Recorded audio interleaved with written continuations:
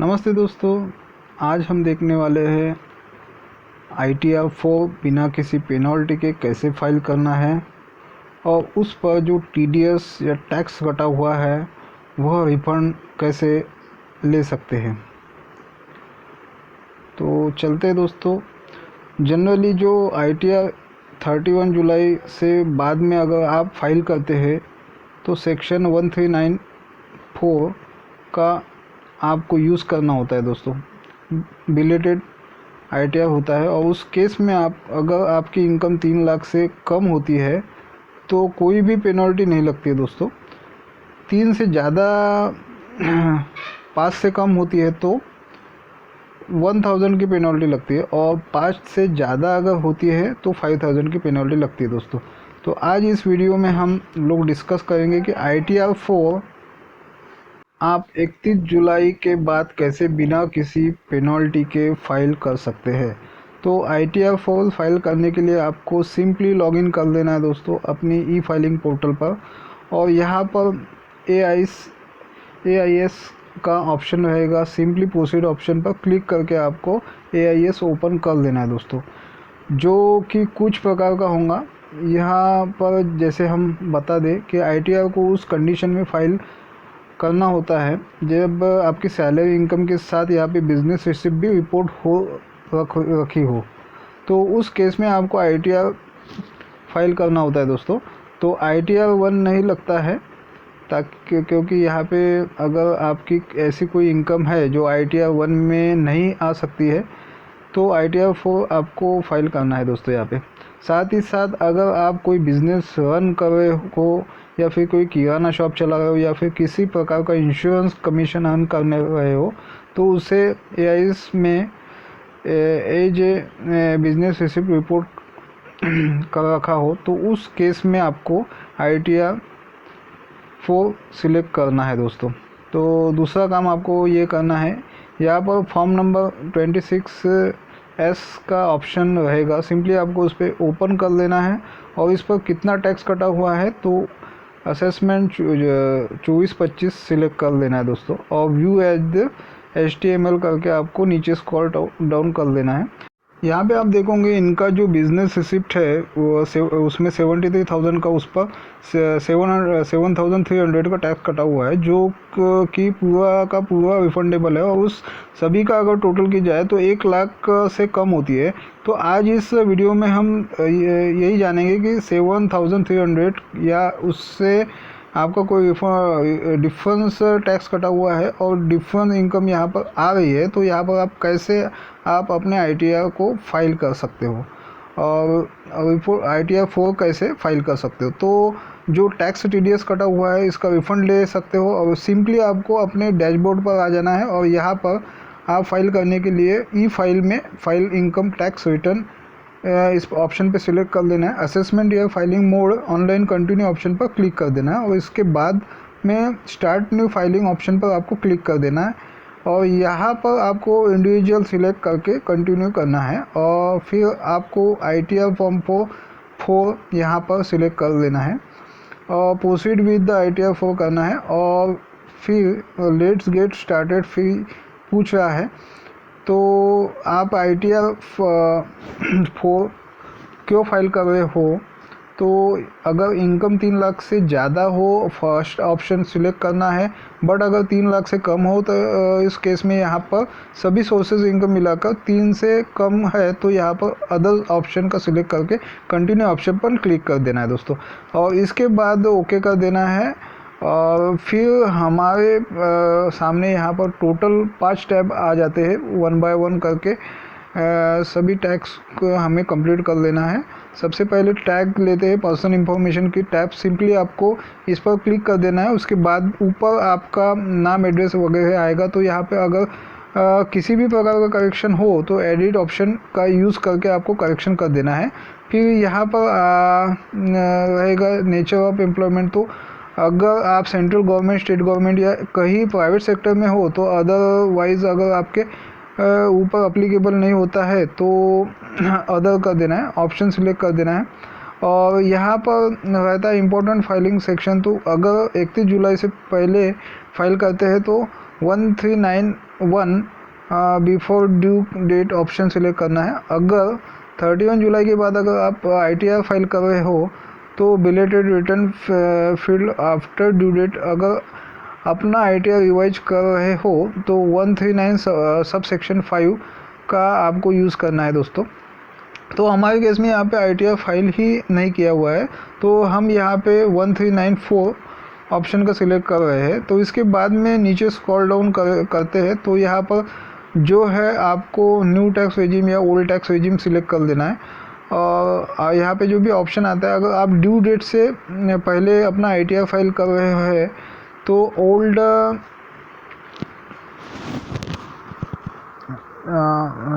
Due date से पहले आप अगर अपना ITR फाइल कर रहे हो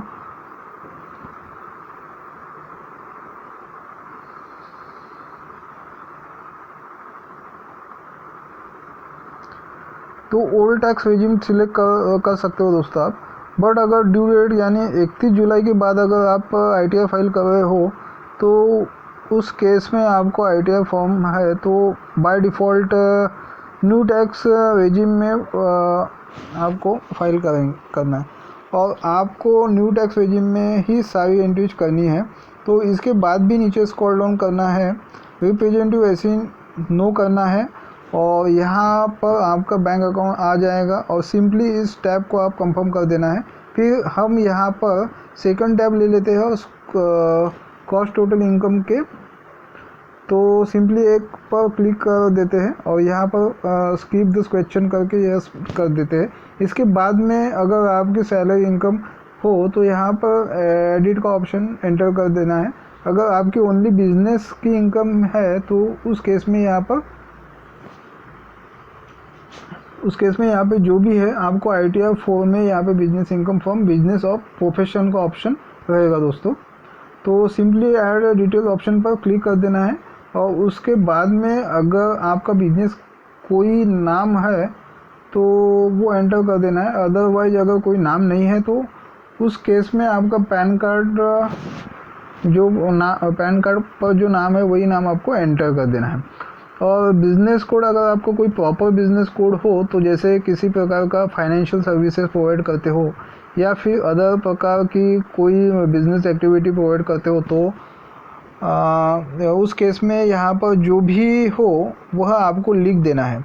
अदरवाइज इसको यहाँ पर आपको सिलेक्ट कर लेना है अदर सर्विसेज करके, यानी किसी भी प्रकार का TDS रिफंड लेना है तो यहाँ पर अदर सर्विसेज इसी को आपको यहाँ पे अदर सर्विसेज लिख देना है डिस्क्रिप्शन में और ऐड ऑप्शन पर क्लिक कर देना है।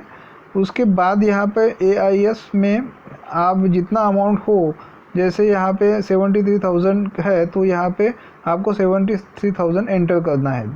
फिर सभी जगह 0 कर देना है। फिर यहाँ पर 6% को 73,000 लेना है, उससे कम नहीं लेना है दोस्तों, 6 पर एटलीस्ट लेना है। तो हम यहाँ पर पूरा ही डाल देते हैं 73,000 और ऐड ऑप्शन पर क्लिक कर देते हैं। और इसके बाद में हमारे यहाँ पर जो इनकम फ्रॉम बिजनेस प्रोफेशन में 73,000 आ गया है। फिर इनकम फ्रॉम अदर सोर्सेज यहाँ पर आप देखोगे तो इनका बचत खाते पर बैज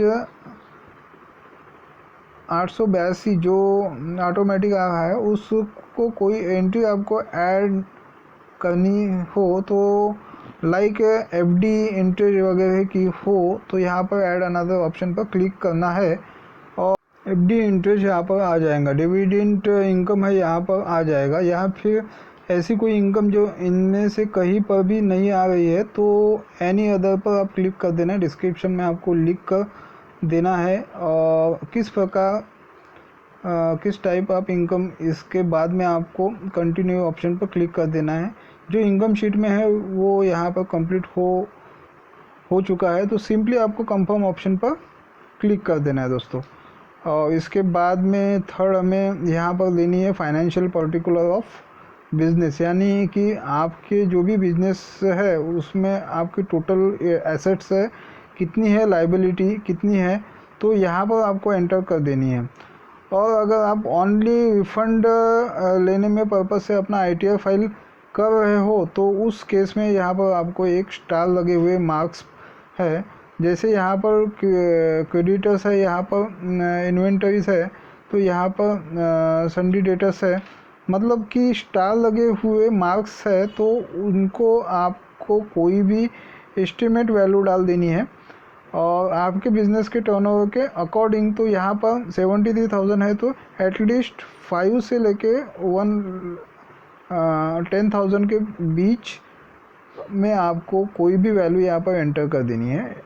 इन्वेंटरीज में यहाँ पे थोड़ा सा एंटर कर देते हैं।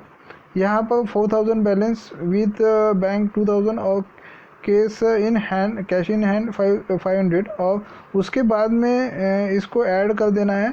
इट मीन्स हमारा जो है मैंडेटरी फील्ड है जो कंप्लीट हो जाएगा। इसके बाद में अगर जीएसटी नंबर रखा है आपने, तो जीएसटी कोई टर्नओवर रिपोर्ट हो रखी है तो आपको एआईएस में, तो उस केस में वो यहाँ पर ऐड डिटेल ऑप्शन पर क्लिक करके आपको एंटर कर देना है और कंफर्म ऑप्शन पर क्लिक करके इसके बाद में नेक्स्ट स्टेप डिडक्शन की तो उस न्यू टैक्स रिजीम के साथ जा रहे हो तो उस केस में आपको विशेष डिडक्शन पर यहाँ पर आपको मिलने वाले नहीं है।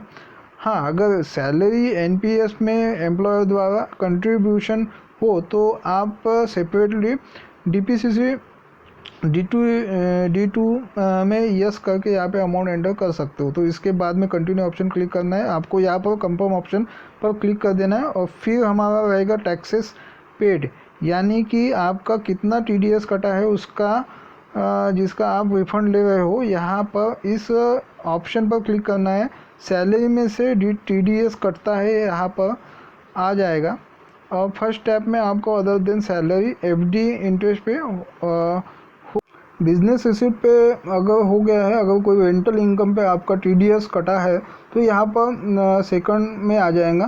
तो 3,300 यहाँ पर आ रहे हैं, वही हमारा 7,300 ही फॉर्म नंबर पे 26S में बट यहाँ पे आपको ध्यान रखना है कि बिज़नेस रिसिप्ट है और हमने इसमें 73,000 इनकम फॉर्म बी में डाला है। तो यहाँ पर जो शो डिटेल हो रहा है ऑप्शन क्लिक, वही ऑप्शन क्लिक करना है और उसको सिलेक्ट करना है, एडिट ऑप्शन का यूज़ करना है और यहाँ पर एक काम करना है, पहले तो यहाँ पे फिगर मैच कर देना है। 7,300 का टीडीएस कटा है, 73,000 की इनकम है। फिर यहाँ पर जो मेन काम करना है वो हेड ऑफ इनकम है। तो यहाँ पर आपको income from business and professional select करना है क्योंकि आपने जो उसकी एंट्री की है वो बिज़नेस एंड प्रोफेशन में 73,000 दिखाया है। इसके बाद में इसको सेव कर देना है।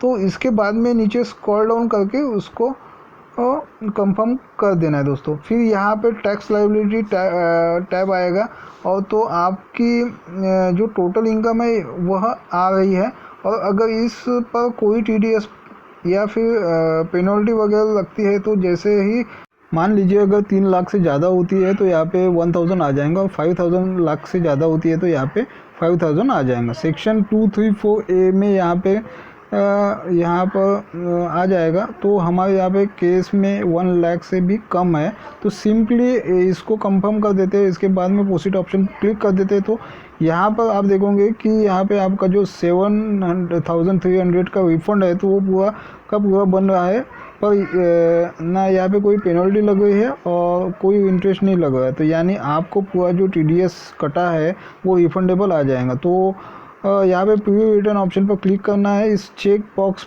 को टिक मार्क करके प्रोसीड टू प्रीव्यू ऑप्शन पर क्लिक करना है। फिर यहाँ पे अगेन आपको पूरा फॉर्म खुल करके आ जाएगा। तो अगर उसमें किसी भी प्रकार का करेक्शन हो तो वो आपको कर देना है, अदरवाइज सबसे लास्ट में आपका यहाँ पे प्रोसीड टू वैलिडेशन ऑप्शन पर क्लिक कर देना है।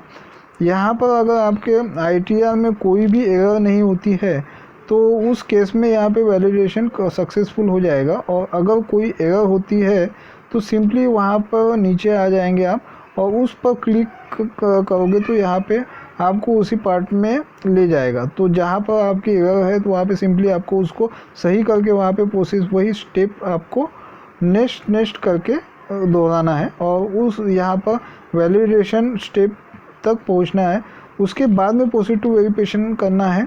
फर्स्ट ऑप्शन का सिलेक्ट करके हम आपको आधार OTP वेरीफाइड करके सबमिट कर देते हैं। तो सिंपली फर्स्ट ऑप्शन आधार OTP होता है। फिर नीचे स्क्रॉल डाउन करके कंटिन्यू आधार की टर्म्स एंड कंडीशन को एक्सेप्ट करना है।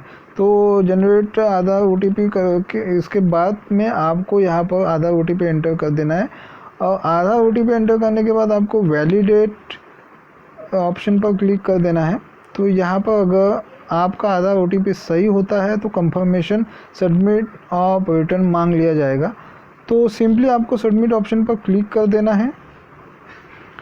सबमिट करने के बाद उसकी कॉपी डाउनलोड करने के लिए यहाँ पर ई फाइल मेनू में व्यू फिर रिटर्न ऑप्शन पर क्लिक करोगे तो यहाँ पर आपको डाउनलोड रिसिप्ट ऑप्शन पर क्लिक करके रिसिप्ट भी डाउनलोड कर सकते हो आप। और डाउनलोड फॉर्म ऑप्शन पर क्लिक करके जो 4 पेज का फॉर्म होता है वह भी आप यहाँ पे डाउनलोड कर सकते हो।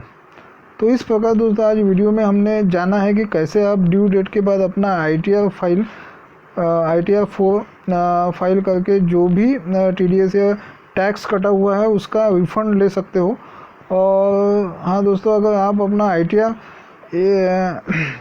ITR 1 जैसे एक्सपर्ट और CA के माध्यम से भरवाना चाहते हैं तो स्क्रीन पर दिए गए नंबर पर आप कॉल भी कर सकते हैं। तो धन्यवाद दोस्तों। जानकारी अगर अच्छी लगी हो तो चैनल को सब्सक्राइब कीजिएगा, वीडियो को लाइक कीजिएगा।